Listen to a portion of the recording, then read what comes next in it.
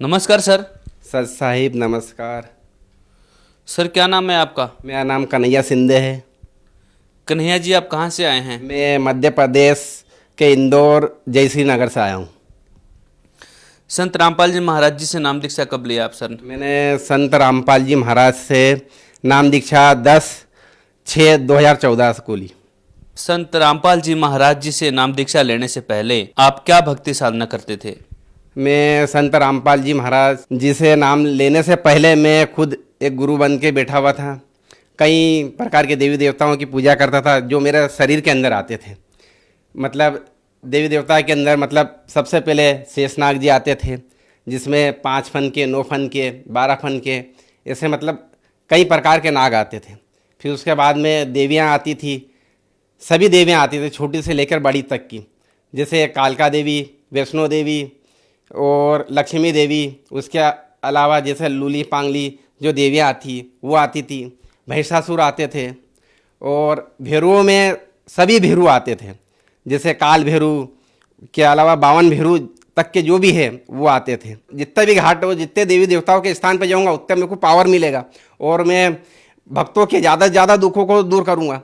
उस चक्कर में मतलब मैं हर तीर्थ गया हूँ। मैं वैष्णो देवी गया हूँ, अमरनाथ गया हूँ, नंगे पैर गया हूँ। मैं जूते चप्पल कभी पहनता ही नहीं था। मेरे को आग में जला मतलब चला तो मतलब कोई असर नहीं पड़ता था मेरे को।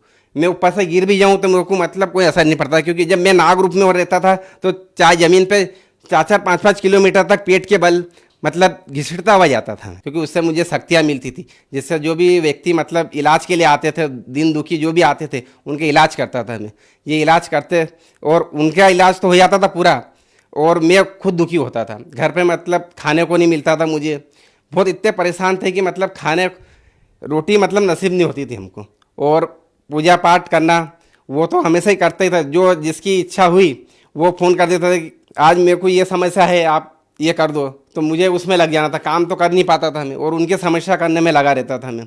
उस चक्कर में मतलब मेरी आर्थिक स्थिति बहुत कमज़ोर थी। और मतलब जैसे मैं कोई भी मतलब जब सवारी आती मेरे को, तो मतलब नाग की सवारी है तो कोई फ़ोटो खींचे है तो मतलब उसके नाग मेरे साथ साथ मतलब नाग की भी फ़ोटो आते थे। और अधिकतर मतलब ये मेरा नियम था कि मतलब जिसको मेरे रूप में या नाग के रूप में या कृष्ण के रूप में दर्शन होते थे, मतलब उसके काम सिद्ध हो जाते थे, जो भी इलाज के लिए मेरे यहाँ पर आते थे। और मुझे जैसे कालका देवी की आई सवारी तो मतलब कपूर जलती हुई जोत लगती थी हाथ पे और मुंह के अंदर, वो भी पूरी आग जले तो ही मतलब वो कार्य सिद्ध होता था। उस रूप में मतलब मेरा विशाल रूप हो जाता था। जब मेरा ये सीना बढ़ जाता था, बाल वगैरह बढ़ जाते थे, इतना भयानक रूप हो जाता कि कोई मतलब देख नहीं पाते थे।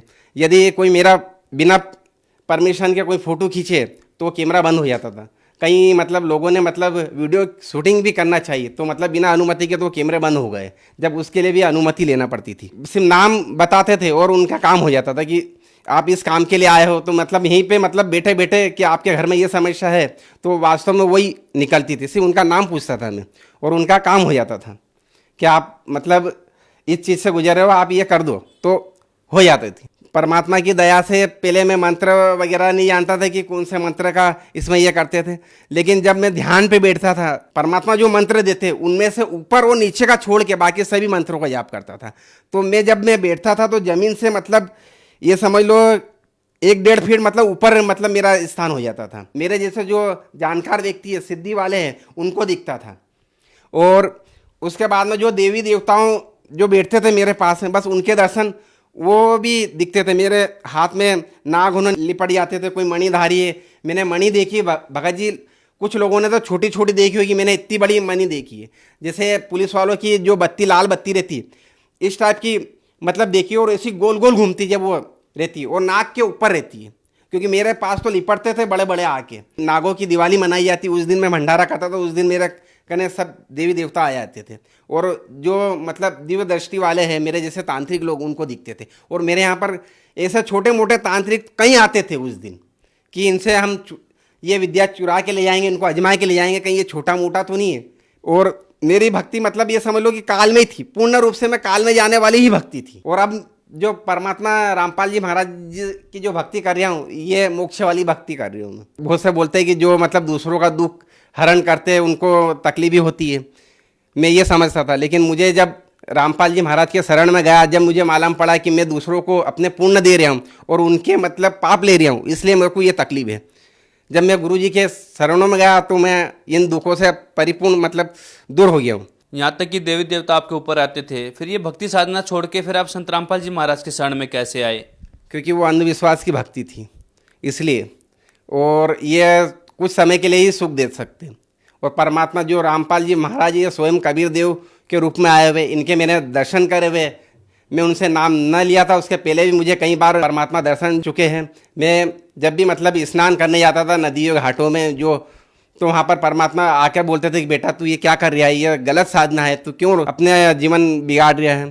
तो मैं बोलता था मुझे यहाँ पर नहाने से शक्तियाँ प्राप्त होती इसलिए मैं नहाता हूँ, उससे मतलब भक्तों के मैं इलाज करता हूँ। मैं एक बार मैं योगा की एग्ज़ाम दे के आया था, योगा मतलब पेपर अच्छे गए थे और मैं घर से अलग रहता हूँ, मेरे माता पिता से अलग रहता हूँ, तो उनके पहले उनका घर पड़ता तो मैं उनके घर चले गया कि पेपर अच्छा गया करके मतलब बोलने लगा। तो टेबल के ऊपर ज्ञान गंगा पुस्तक पड़ी थी, जब मैंने ज्ञान गंगा ये पढ़ा और ऊपर लाइनें पढ़ी कि देवताओं के ऊपर ये दे रखी, तो मैंने उस किताब को, गर्मी का समय था और मैं घर के अंदर नहीं जाता था उनके, मेरे माता पिता, क्योंकि वो मांस वगैरह ये सेवन करते थे और मुझे ये चलता नहीं था।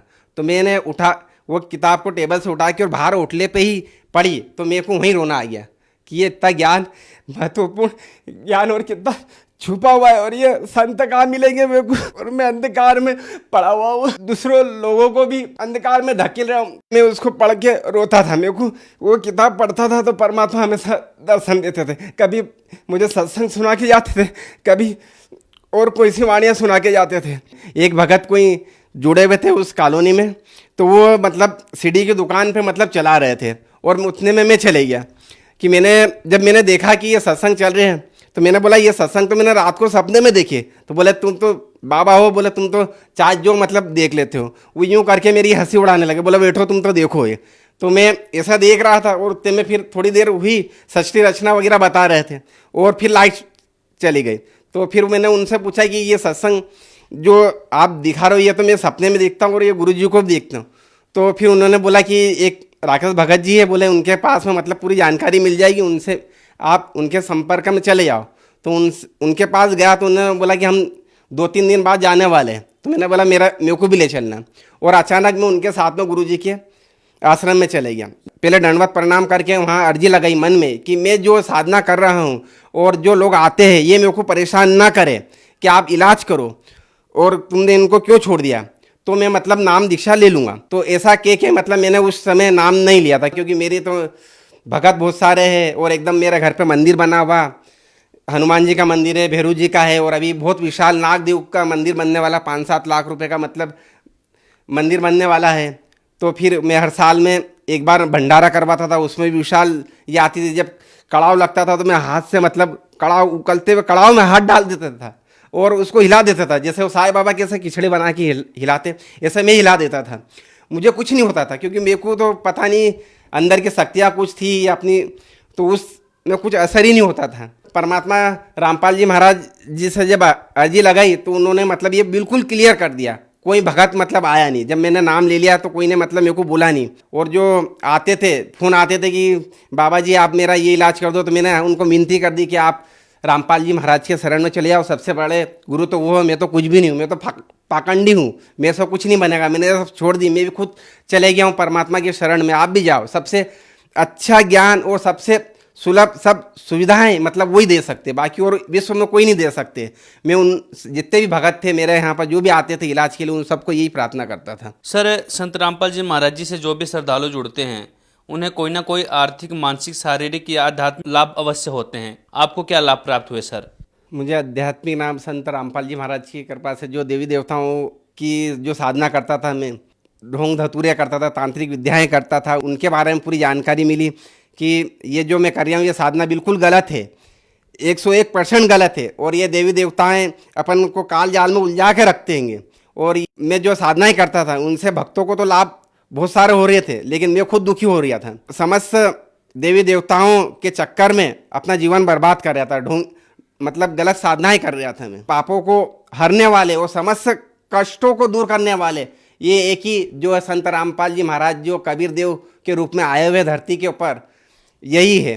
एक बार ऐसा हुआ कि जब मकान बना था हमारा तो दरवाजे नहीं लगे हुए थे, और सामने ही वाला एक गुंडा था जो लोगों को चमकाता था, सब कहीं करता था। जब उसको मालूम पड़ा कि इनने मंदिर, ये जो बाबा था अब इनने बाबागिरी सब छोड़ दिए और देवी देवता है इनकी पूजा नहीं करता, ये रामपाल जी महाराज की पूजा करता है, तो वो मतलब गली में चमकाता था। वो मेरे घर पे भी पत्थर फेंक रिया था और घर से बाहर नहीं निकलना था, इतना आतंक कर रखा था। और मेरे कहने इतने पैसे नहीं थे कि मैं घर के अंदर दरवाजे लगा दूँ। मैं मतलब ऐसे खुले सोता था रात को, मतलब ऐसे ही चादर लगा देता था लकड़ी से और फिर सोता था।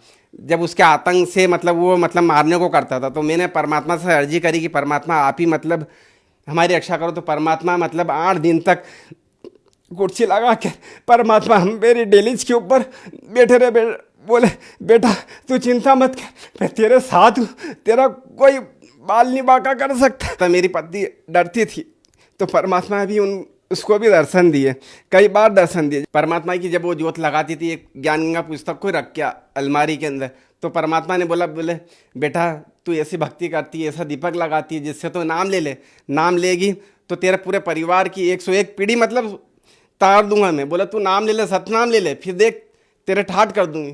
तो परमात्मा से वो भी जुड़ गई और उनने भी सतनाम वगैरह सब ले लिया हम। और जब रामपाल जी महाराज मुझे मिले तो मुझे एहसास हुआ कि मतलब ये पूर्ण परमेश्वर है। और अभी भी मुझे मतलब ये जो परमात्मा है, जब मेरा नाम लेने के बाद मुझे परमात्मा ने सतलोक के जाम खिलाए। वहाँ का जो जाम का पेड़ रहता है वो बहुत ऊंचा रहता है और 5-5 के झुंड में रहता है।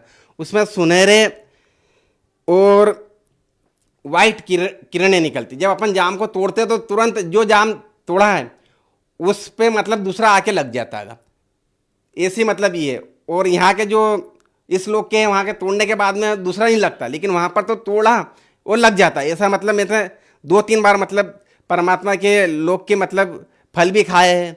मैं कई बार मतलब जो मगर तार बताते हैं परमात्मा सत्संग के अंदर, उस मगर तार पे भी चढ़ता हूँ। कई बार परमात्मा बोलते हैं कि मैं जहाज़ों से भर के ले जाऊँगा, तो एक समुद्र पे परमात्मा का जहाज आता है, उसमें कई जनता इकट्ठी हो जाती है और परमात्मा उसमें 2 लाइन लगवाते हैं और कहते उसमें मतलब उस जहाज में बिठाने के लिए छटनी होती। जो पूर्ण भगत हैं उनको मतलब अलग किया जाता है और जो थोड़े कच्चे रहते हैं उनको अलग किया जाता है। परमात्मा ने मुझे ये दर्शन भी दिखाया है, तो मैं तो मोक्ष के लिए आया हूँ और परमात्मा मुझे मोक्ष दिलाएंगे।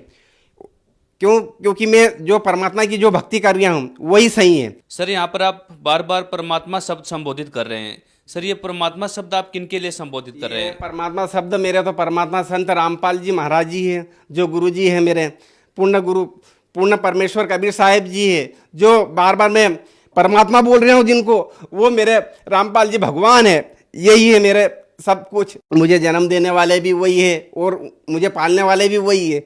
सर जो श्रद्धालु आपको देख रहे हैं, आप उन्हें क्या संदेश देना चाहेंगे? जिसपे भी मतलब ये परमात्मा रामपाल जी महाराज के जो सत्संग आते हैं, ऐसा बहुत सारे चैनलों पे आते, जो भी देख रहे हैं और जो भी सुन रहे हैं, उनसे मेरी तरफ से हाथ जोड़ के निवेदन है कि ये गलत साधनाओं में ना पड़े और ये जादू टोने वालों के चक्कर में ना पड़े। और मैं जो अभी तक गलत साधनाओं में पड़ा हुआ था और जो मेरे जैसे लोग गलत साधना में अभी भी जादू टोना वालों के पास में जा रहे हैं, अपना जीवन नष्ट कर रहे हैं, तो वो व्यर्थ के मतलब जा रहे हैं, वहाँ पर नहीं जाना चाहिए, उसमें कोई लाभ नहीं है। यदि ये साधना को छोड़ के और रामपाल जी महाराज के पास में जाएंगे तो ये मोक्ष का रास्ता है। रामपाल जी महाराज मोक्ष वाली भक्ति बता रहे हैं। मेरा नाम तो कन्हैया सिंधे है, मकान नंबर 459 जयश्री नगर BSF के पास में रहता हूँ मैं, और 9009358998 और ये नंबर पे आप संपर्क कर सकते हैं। उसके साथ में अगर मेरा घर का पता मैंने बता ही दिया है, उस पर भी आप पूछ सकते हो, आसपास वालों से भी पूछ सकते हो कि कन्हैया सिंधे जो आज दास बन गया है परमात्मा का, वो पहले क्या था। मेरे पूरी हिस्ट्री मतलब गली वालों से पूछ सकते हैं और भी बहुत से मतलब रिश्तेदार हैं, उनसे ही पूछ सकते हो। संत रामपाल जी महाराज के चरणों में आए और उनके ज्ञान को समझे और नाम दीक्षा लेकर कल्याण करवाए और मोक्ष का रास्ता ले। धन्यवाद सर। सत साहिब।